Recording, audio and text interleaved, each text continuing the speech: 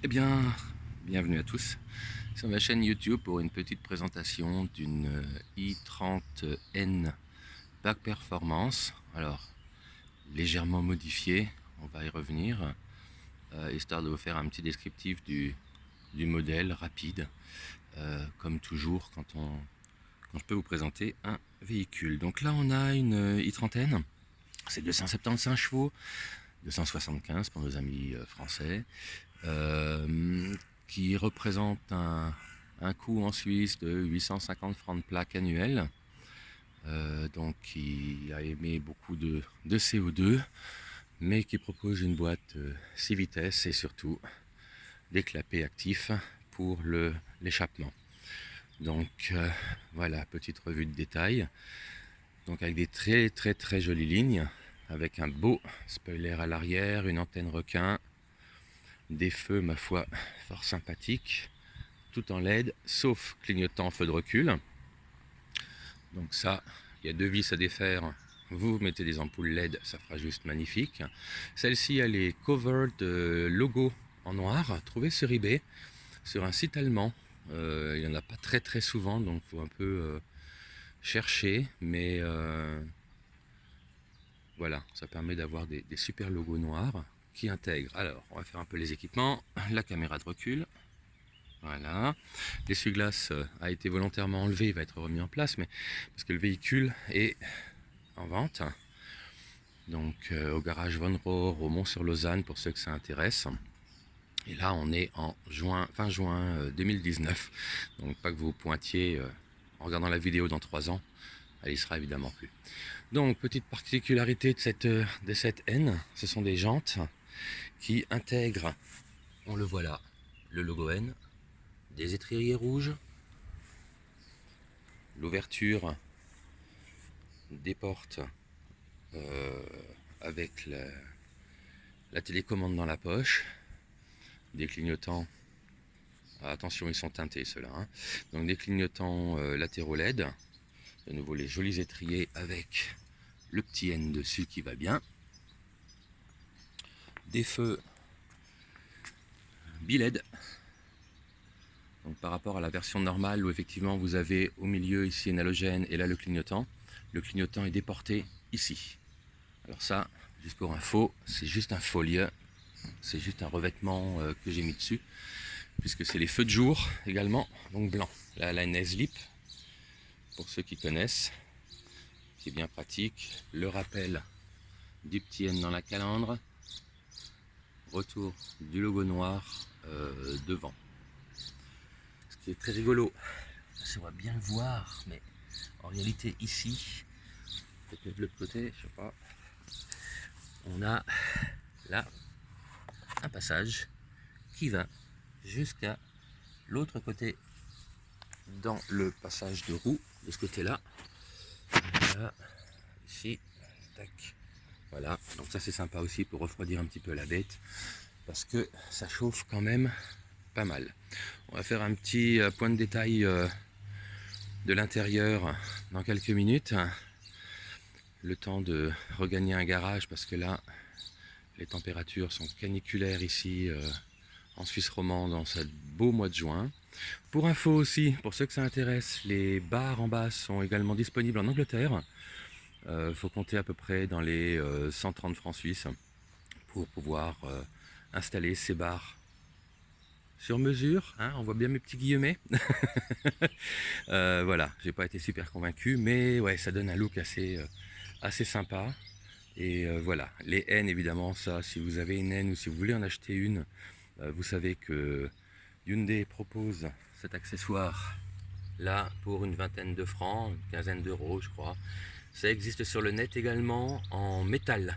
Donc là c'est, on voit pas bien mais c'est du plastique, d'accord, un peu en hauteur. C'est du plastique mais ça existe donc en métal.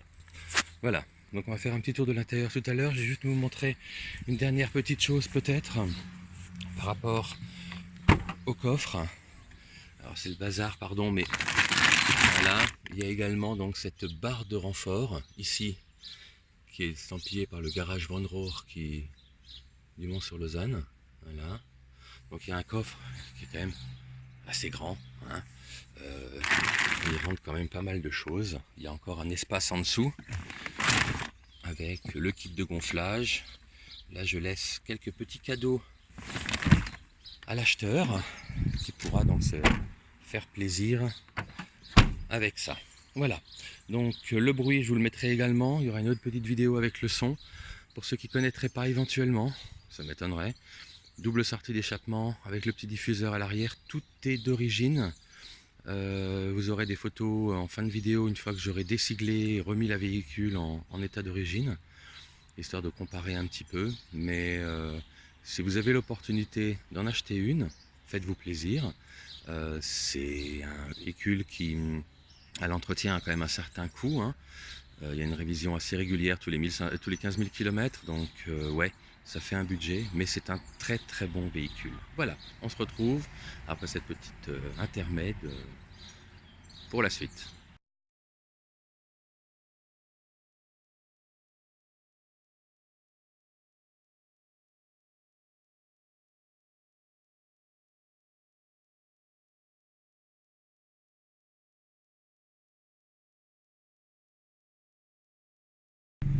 Donc comme vous le savez, la Hyundai i30N a des modes de conduite qui sont différents et qui donnent différentes sensations qu'on choisit en classique ici ou pour le Super N avec le mode custom ici.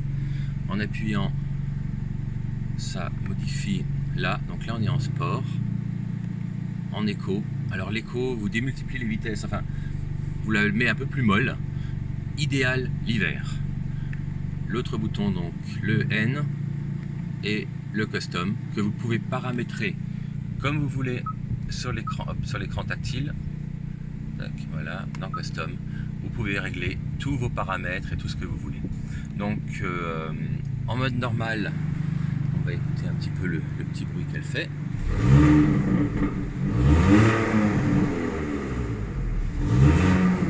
Voilà.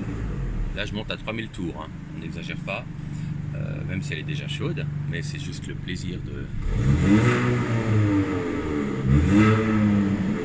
Voilà, là, on va passer directement en custom, donc avec les clapets ouverts.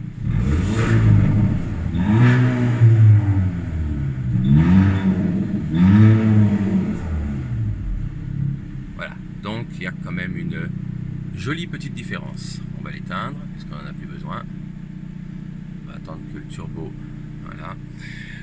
À l'intérieur, donc clim 2 zones avec un dégivrage rapide, avec le dégivrage arrière, dégivrage des rétroviseurs, recyclage d'air, là les commandes Sync, ça permet d'avoir de la même température des deux côtés, le logement pour la clé USB pour notre ami le GPS.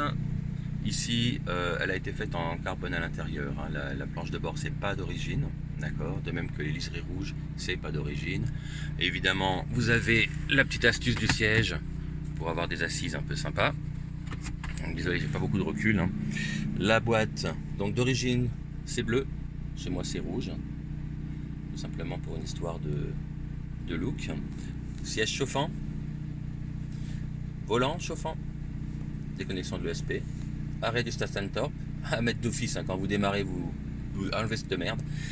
C'est juste un turbo et ça n'économise absolument rien. L'indicateur pour les radars de recul, pour pouvoir avoir devant, derrière notre petit bip bip si sympathique, et le fauteuil chauffant de l'autre côté. Fauteuil à réglage électrique avec de mémoire, les vitres électriques, rétroélectriques bien entendu, le petit pédalier alu qui va bien. Ici en plus elle a donc l'éclairage de sol qui a été rajouté par le concessionnaire quand j'ai fait la première révision. Commande radio classique, d'accord. Régulateur de vitesse, il n'y a pas de limitateur sur la Hyundai i30N, il faut bien le savoir avant de l'acheter, les pubs sont fausses. Voilà, avec la fonction rêve, quand vous changez de rapport, que vous diminuez le rapport, vous avez donc le régime moteur qui augmente un petit peu. C'est super fun. Ne fonctionne que dans le mode normal, dans le mode sport et dans le N Custom. Ne fonctionne pas dans le mode éco. Bon, essuie-glace automatique. Je ferai pas de commentaires parce que j'ai pas envie d'être méchant. Voilà, par rapport à des produits notamment de chez Peugeot, c'est une catastrophe utilisée en manuel. Les feux automatiques de l'autre côté, en sachant que vous avez aussi la fonction plein jour.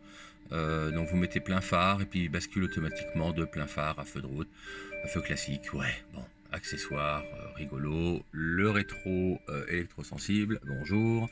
Voilà. Voilà, donc des sièges qui sont assez sympas, qui sont siglés N, d'accord, cuir, tissu, enfin Alcantara, machin comme ils disent.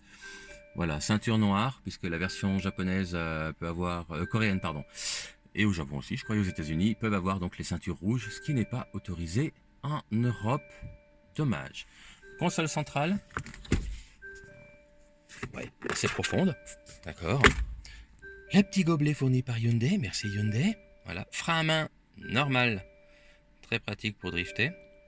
Et donc, comme on disait tout à l'heure, boîte 6 vitesses.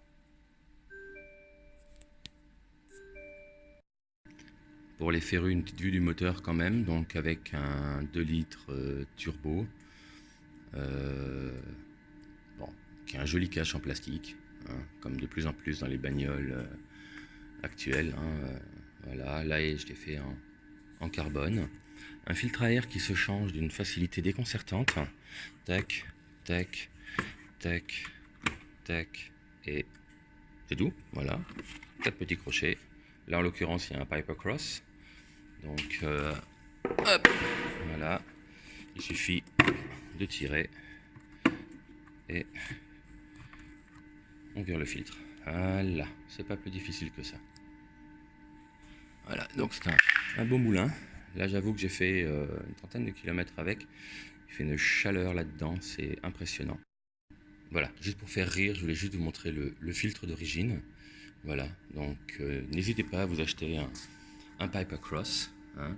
Je dis pas ça parce que je leur fais de la pub, mais voilà, en attendant d'avoir des filtres un peu mieux sur le marché, le Piper Cross vous permet d'avoir un petit souffle quand même, d'économiser un peu de carburant.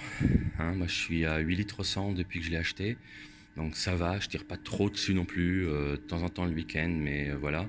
Donc en moyenne 8 litres 100 sur 22 000 km, c'est acceptable pour une voiture de 275 chevaux.